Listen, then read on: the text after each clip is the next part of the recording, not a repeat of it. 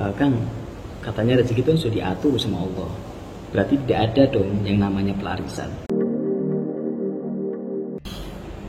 Ya, assalamualaikum warahmatullahi wabarakatuh. Salam berkah untuk kita semua. Kembali dengan saya Kang Mas Ruhan dengan Asosiasi Para Muslim Nusantara. Semoga penuh berkah. Amin. Ini ada yang tanya lagi, Kang, katanya rezeki itu sudah diatur sama Allah. Berarti tidak ada dong yang namanya pelarisan. Ini ada yang tanya nih. Oke, kita jawab ya. Ini menurut pemahaman saya, boleh jadi berbeda pendapat. Ya, memang rezeki betul diatur oleh Allah Subhanahu wa taala. Itu betul. Semua orang dijamin rezekinya oleh Allah. Ya, akan tetapi kan begini. Di sisi lain juga Allah memerintahkan bahwa kita harus ikhtiar, usaha untuk mewujudkan sebuah impian doa. Karena Allah juga memerintahkan di ayat Al-Quran dan juga di hadis Rasulullah, berdoalah. Dan di hadis yang lain, berikhtiarlah, usahalah untuk merubah nasib. Kan begitu. Tidak ada suatu nasib sebuah kaum atau seseorang tiba-tiba berubah tanpa dia usaha. Tentu ada usaha, karena itu wewenang manusia, haknya manusia untuk berusaha. Dan itu diberi oleh Allah kesempatan. Nah, maka bisa jadi istilah pelarisan atau mungkin hizib, doa, ini kan bagian dari kita merayu Allah gitu ya. Kita meminta, berdoa sama Yang Maha Kuasa. Terus apa salahnya? Kira-kira begitu.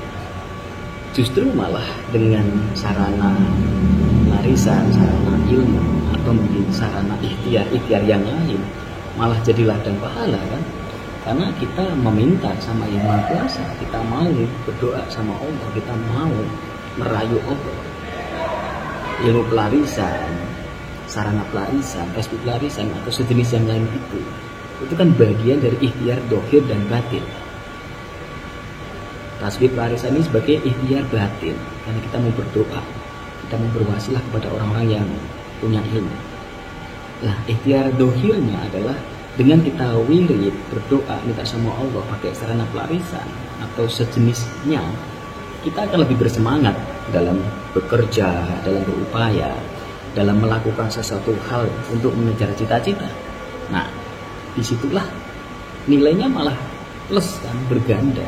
Satu adalah ladang pahala karena Anda mau berdoa mendekatkan diri sama Allah. Yang kedua adalah ladang motivasi sehingga Anda semangat untuk mengejar cita-cita dengan didukung secara mental, secara spiritual, ada ikhtiar batin sehingga ikhtiar dohir pun akan bekerja. Yang ketiga, melakukan perintah Tuhan Yang Maha Kuasa, yaitu kita mencoba berbuat yang terbaik untuk diri kita merubah nasib. La yughayyiru ma biqaumin hatta, nah, dan sebagainya. Ayat itu sudah sering disampaikan, mungkin Anda sudah hafal. Ya, tidak ada sebuah kaum yang bisa berubah tanpa dia berusaha sendiri. Nah, dari situlah, ayo saudaraku, jangan sembarangan, jangan mudah mengatakan musyrik, kafir dan sebagainya. Yang kafir, yang musyrik, yang dilaknat Allah adalah yang menyembah selain Allah, yang menyembah selain Allah, yang meminta kepada selain Allah. Ini yang tidak boleh. Misalkan ada pelarisan dan mintanya kepada jimat itu tanpa minta sama Allah, ini nggak boleh karena nyembah jimat. Tapi kalau kita bilang ini azimah, didoakan oleh orang yang ilmunya punya ilmu dan dimintakan kepada Allah Subhanahu wa taala, maka itu sangat-sangat boleh karena itu wasilah. Yang penting carilah guru yang tepat, carilah guru yang sesuai bidangnya. Bahkan para motivator, para ahli ilmu agama, ahli ilmu bisnis sering kok menyampaikan dengan yang hampir sama, yaitu carilah orang yang ahli dalam bidangnya. Kalau ahli keuangan, maka dia pandai mengurus keuangan. Misalkan Anda pengen keuangannya bagus, maka konsultasi dengan ahli keuangan. Kalau Anda pengen bisnis hebat, maka konsultasi sama ahli bisnis, kan begitu. Kalau Anda pengen punya amalan, ilmu, sarana, syariat, batiniah yang bisa membantu diri Anda, maka belajarlah kepada orang yang ahli syariat, ahli tarekat, ahli tasawuf, atau ahli ilmu di bidang kebatinan atau spiritual. Dan semua orang punya keahliannya masing-masing atas izin Allah. Sehingga tidak apa-apa ya kan Anda konsultasi dengan seorang ahli spiritual untuk menanyakan ikhtiar batinnya. Boleh dimanapun boleh. Kalau Anda ragu di luar sana, boleh Anda bertanya kepada saya jika Anda yakin bahwa saya bisa membimbing Anda. Insya Allah, yang penting niat ibadah. Allah yang menentukan takdir.